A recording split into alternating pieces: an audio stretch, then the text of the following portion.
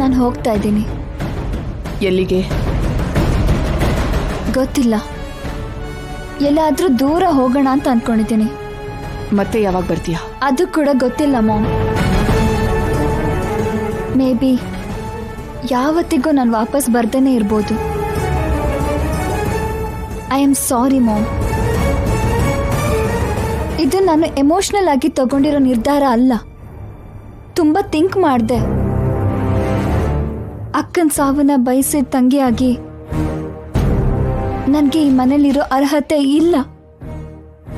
In fact ನಿನಗೆ daughter ಆಗಿ continue ಆಗೋ ರೈಟ್ಸ್ ಕೂಡ ನನಗಿಲ್ಲ.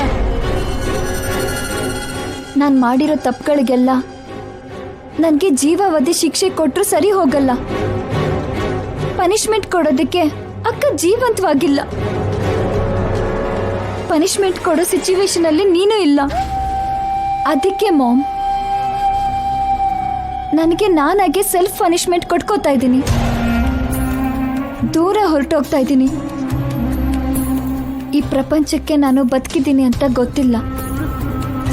ಆ ಸುಳ್ಳನ್ನ ನಿಜ ಮಾಡಬೇಕು ಅಂತ ಅಂದ್ಕೋತಿದ್ದೀನಿ. ಇನ್ನು ಯಾವತ್ತಿಗೂ ನಾನು ಕಾಣಿಸ್ಕೊಳ್ಳಲ್ಲ.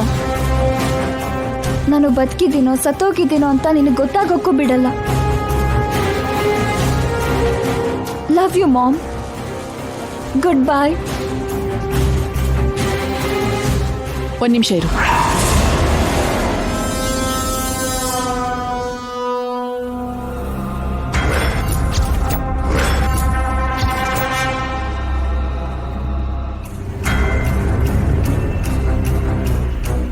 ನಿನ್ಗೆ ಸೆಂಡ್ ಆಫ್ ಕೊಡ್ಬೇಕಾಗಿರೋದು ನಾನಲ್ಲ.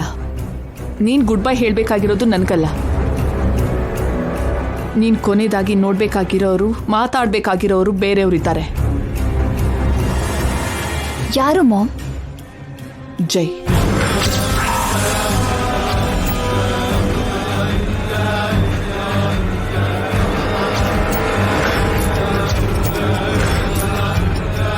ನಿನ್ನ ಅಕ್ಕನ ಗಂಡ, ನಿನ್ನ ಭಾವ. ಜೈ ಹತ್ರ ಏನ್ ಮಾತಾಡ್ಬೇಕು ಮಾಮ್? ಈ ಪ್ರಪಂಚದಲ್ಲಿ ನೀನು ಸಮಜಾಯಿಷಿ ಹೇಳ್ಬೇಕಾಗಿರೋ ವ್ಯಕ್ತಿ ಜೈ ಮಾತ್ರನೇ. ಸಮಜಾಯಿಷಿನಾ? ಎಸ್. ಜೈ ಕೋರ್ಟಲ್ಲಿ ನೀನ್ ಆರೋಪಿಯಾಗಿ ನಿಂತ್ಕೋಬೇಕು. ನೀನ್ ಮಾಡಿರೋ ತಪ್ಪುಗಳನ್ನ ಒಪ್ಕೋಬೇಕು. ಜೈಗೆ ಸರೆಂಡರ್ ಆಗ್ಬೇಕು.